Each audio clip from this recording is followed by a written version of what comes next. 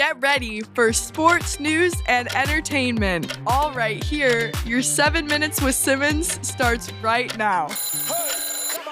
Dude, Nissan, they know exactly what they're doing. All right? These cars are absolutely incredible. Out of this world. All right? Out of this world.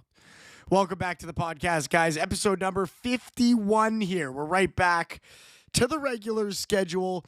We did have a special episode in episode 50. If you haven't had a chance to go listen to that one, please do so. It's with my very good friend Josh Held. We had a hilarious 18-minute conversation about lacrosse, stepbrothers, pickleball, tennis, and everything in between, including our meet cute story. And it was a blast to have that conversation with him on the podcast. Really interesting. I mean, definitely not a 7 minutes with Simmons episode, more of a we don't know what's going on and we're going to just talk kind of episode, like a spittin' chicklets, like let's just talk for 3 hours, which, by the way, is a really long podcast. I don't think I'd ever be able to do something like that, but I was listening to Spittin' Chicklets the other day, and has anybody else heard this story about Biz fighting like a bunch of the Irish travelers is what they're calling them? He got into this bar brawl at a place called Houston's out in, where is he? It's Scottsdale, Arizona, right? He gets into this bout with a bunch of guys, inbreds, they're calling them. And he's like, anyways, crazy story. Search that one up. Head to the Spittin' Chicklets podcast and learn more about that. Crazy story. Crazy story of his involvement in an altercation in a restaurant a couple weeks ago. He's currently wishing death upon all of these guys, but it's just, I couldn't believe it. I was listening to the podcast this morning. I thought it was insane. Listening to it in my brand new, not mine, but my brand new rental car. Now, if any of you guys listen to the podcast, not last time out, but the episode before that, I did mention I was in a car accident. And since then, some things have developed on my side. I am in a new, freshly minted Nissan 2025 Sentra. This thing has all the bells and whistles. Can't figure for the life of me, I cannot figure out how to use the Apple CarPlay. No idea how to drive this car, right? Like, it's head and shoulders and belly buttons above anything I have ever experienced from a vehicular standpoint in my life. This car is extremely pleasurable to drive. It's got that new car smell. Just incredible. Here's another one with me that I love. Is anybody else weird like this?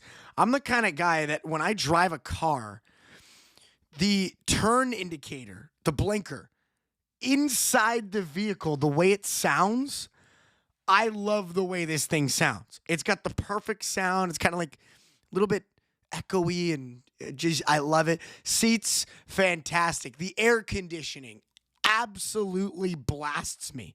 All right, cools me right down. I love it. And with the current temperature we've been dealing with here in Southern Ontario, I am so grateful that I'm in a car that, keeps me cool. Obviously not grateful for the accident. Obviously not grateful for the condition of my vehicle. But one way or another, I'm enjoying this rental car. Anybody else got a Nissan Sentra out there?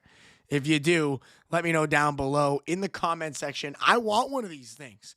Like, I'm thinking about it. I'm like, somewhere down the road when, things work out, one way or another, I'm coming back for this Nissan Sentra, man. I'm really enjoying it. This thing is a real fun car to drive, and I'm happy. I just wanted to talk about that. I don't know why.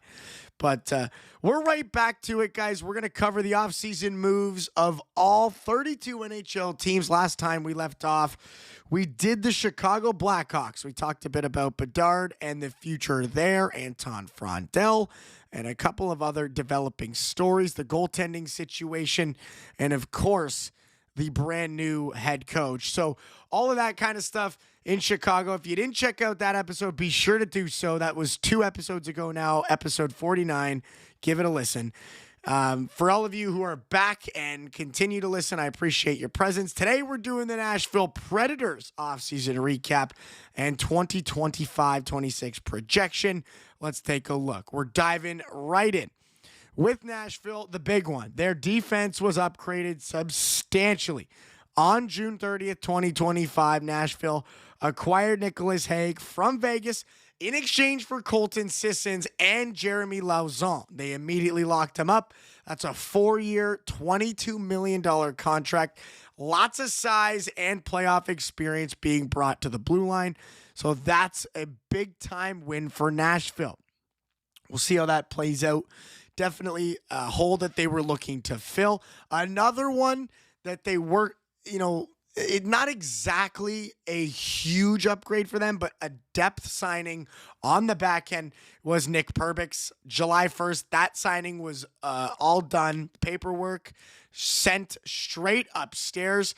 2.75 AAV. That's a steady right-handed option for the back end. So the combination of those two guys, Hague and Perbix, significantly strengthens the Predators on the back end. And we'll see how that bolsters them as they welcome some new prospects from this most recent draft and as they look to continue adding value. Talking about added value, Jacob Vrana off waivers in March. That reunites him with former coach Barry Trotz. That's a ton of experience for a very, very cheap price tag. $775,000 per season. That's almost nothing. Brings a little bit of offensive life, a little bit of that flair, and of course, very well known with Barry Trotz. Cap space in Nashville stays intact. Lots of moves have been made, giving them lots of space. Over $10 million in projected cap space, lots of flexibility to fill some of their other needs. Possible trade bait. This is another one, Jonathan Marchessault may still be moved as part of a larger rebuild with trade rumors swirling around his name. But beyond that, there's not a ton of trade rumors. And, overall, you look at this team, I think they have a ton of potential to be special next year. A stronger team up front and on the back end. They got lots of defensive depth. They're bringing in some of that young talent with their draft picks, but also they bring in some of that veteran scoring. The Haula, the Vrana, some of the defensive depth. We talk about the in-house youth. Matthew Wood, Joakim Kemmel, Tanner Maldenuk. So lots of stuff happening there. Really exciting. And, of course, all the cap space. So I see Nashville as somebody who's, trending towards the latter half of their rebuild. Obviously, it's not a full rebuild. It's more of a reset focused on winning now while they still foster some of their youth. And I think Trotz is interested in continuing to balance, between the depth and the consistency. So we'll see how things develop there in Nashville. Thanks for tuning in, guys. That's going to do it. We'll see you next time. Peace.